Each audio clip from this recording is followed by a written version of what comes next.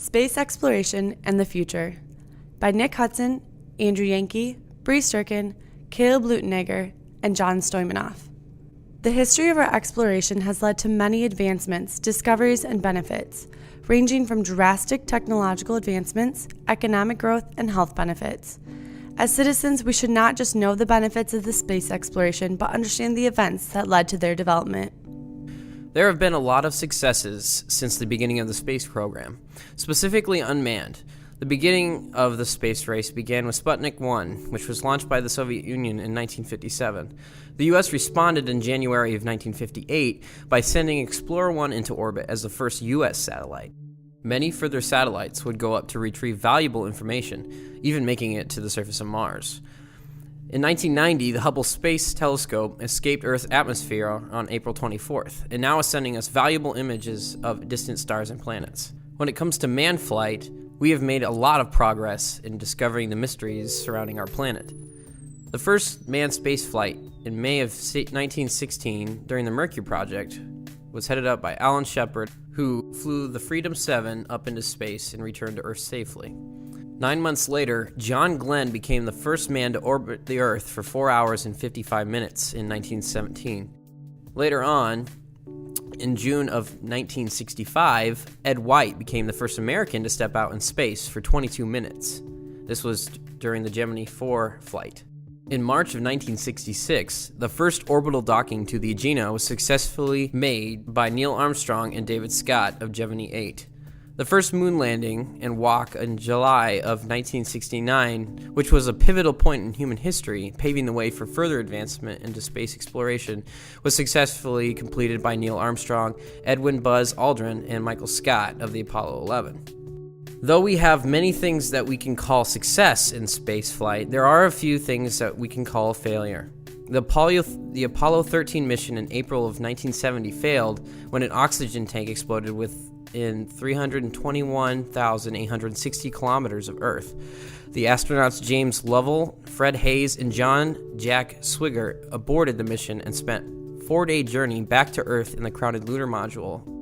The Challenger explosion in 1986 was a very hard time for the NASA program. It claimed the lives of the 7 astronauts and a teacher aboard, and it was a very controversial point whether or not we should maintain the NASA program or not. Though many things have happened, we still have gained so much information through the history of the space program.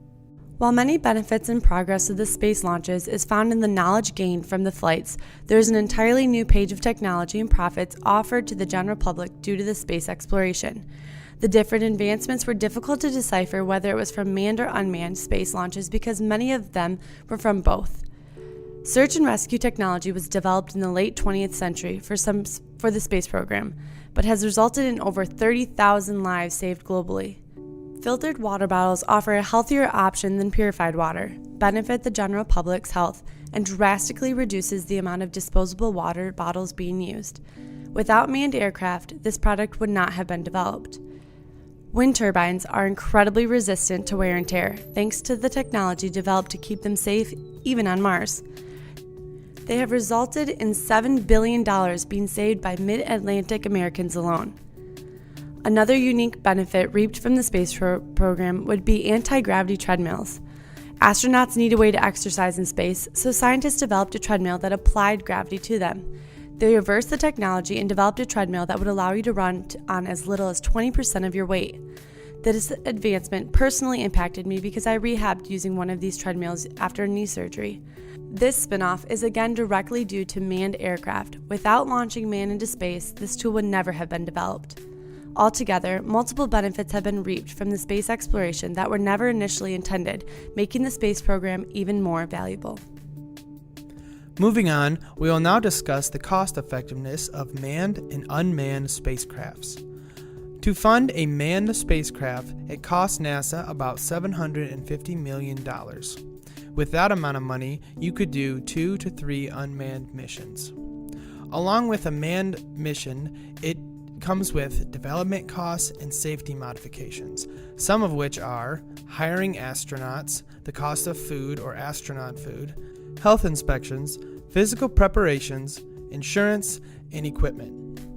Now, some would say that the value of life cannot have a price tag to it, and due to the failed launch of the Challenger, some would say that unmanned missions are better off. And they would also say that unmanned missions allow us to go where no one has gone before and maybe never will. Now, in order to fund for such an expensive launch, NASA has thought up of space tourism, and this is it's about $20 million ticket to have someone go up into space and tour it. And in the future, they're thinking about building a hotel in space. The cost effectiveness of unmanned spacecraft is a lot cheaper than that of manned spacecrafts. It costs around $420 million to fund a unmanned launch. Now, with unmanned launch, the reason why they save so much money is because it's stripped down to the essentials. You don't have to worry about building a cockpit for where the astronaut would usually sit. You don't have to worry about space food, and you don't have to worry about things such as physical preparations for a human astronaut. Now, the problem with unmanned is you tend to get dramatic results for basic survey missions. You also get limited on the things that you can do. Most think that the scientists who are running the probe would do a better job and would get better information if they were there themselves. With unmanned, you also have to run into the problem of the lack of follow-up tests. Today's robots cannot start up new lines of investigation as well. Although raw data is useful, oftentimes it raises too many questions. Okay, moving on. Risks of manned flight and risks of unmanned flight. So death is a huge risk in manned flights. You can obviously have anything go wrong with the spacecraft, like for instance the Challenger, a little piece of debris fell off and the whole entire space shuttle blew up. Another risk of manned flight is having anything go wrong with a spacesuit or technology. While you're up there with humans, they can adapt to the technology being out, or they can fix it while they're up there. If you have an unmanned space flight, the technology can't fix itself. It's either gonna do what it wants you to do, or it's not going to do it at all. It's not going to try to fix itself or anything like that. Launches and re-entries are also extremely risky. You have to have things just perfect. For example, the Challenger on launch, it blew up in the launch process. It hadn't even made it to outer space yet. So that's a really big risk. And then health risks are also huge. Astronauts, when they go up into space, can experience a lot of different illnesses, including immune deficiencies, collapsing of bones and muscle tissues, decompression sickness, and even radiation poisoning. So then risks of unmanned flights are simple things as in like machines can only do what they're programmed to do. They can't do anything more and they can't do anything less. So if you have a machine that's going to go up and down, it won't go sideways, it won't go diagonal, it will only do up and down, which is exactly what you told it to do. It can't do anything else because it's only programmed to do specific things. And then another one is just losing communication with Earth.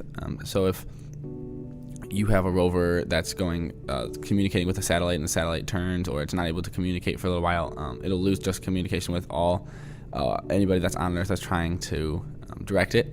So that can result in things such as losing a rover completely, which is extremely expensive, or delays, which could last from 3 to 4 hours to a couple of different days. And moving on to political implications of manned spacecrafts. Thanks to manned spacecraft, NASA has invented many inventions as well as the mouse and technology that is used to monitor astronauts. Today, these instruments are used to help the welfare of humankind and are keeping us alive today. Also, people going to space has helped keep the space program alive today, even with the recent government trying to shut down the space programs of manned flight. It is much cheaper to use unmanned spacecrafts today. Robots are able to last much longer outside and can also explore much more. Satellites have helped to keep our cost efficiency down. And unmanned spacecrafts also give many people jobs building the spacecraft as well as other technology. Finally, our decision is we believe that manned spaceflight is the best way to go. We do believe that human life is valuable, but people today put their lives at risk daily to accomplish tasks that better our world. Those people do the same thing as astronauts do, just not in space. The information we gain from manned spaceflight opposed to non-manned spaceflight can be more thorough rather than simple raw information. If a human eye were to see the same thing that a robot does, the human brain would be able to analyze information rather than simply just observe it. For this reason, we believe that manned spaceflight is the best way to go.